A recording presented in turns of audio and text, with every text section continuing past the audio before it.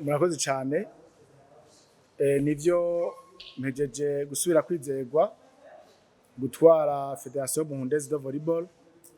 Mbere byanshimishije cyane kubera yuko byanyeretse yuko les efforts twagize zitabaye imfabusa, kuko mwabonye ko bantoye 100%, bisigura yuko rero twakoze ibishimwa. Rero ku byo tugiye gukora kugira kwa dusanzwe dukora tuzosubiramo cyane inyanyugwa y'uko inzego za federation n'amategeko vyari byubatse kugira ngo tubiringanize n'amategeko ya Confederation Africaine de Volleyball na Federation Internationale de Volleyball.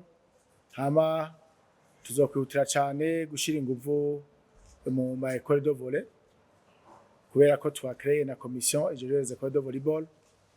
Hanyuma tuzoshiraho n'andi ma commission atari make mashasha nk'ijejwe gutegura inkino za hagati mu gihugu, n'andi ma commission usanga yarabuze mu mategeko agenga Federation Burundaise de Volleyball.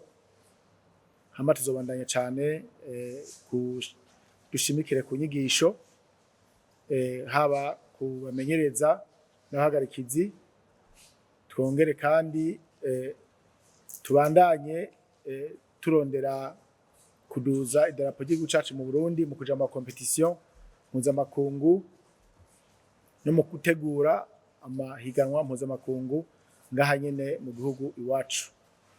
Onyi ndiko ndavuga izo mu karere, izo kuri niveau continental cyangwe izo kuri niveau mondial.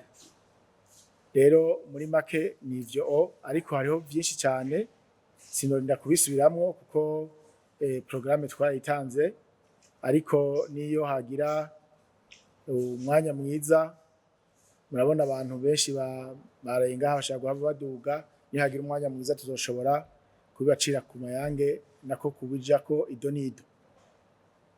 Nkaba rero subiye gushimira abanyizeye namwe bwe mwese ba journalist mwashitse ngaha anyi kugira ngo uru rubanza rushobore kugenda neza.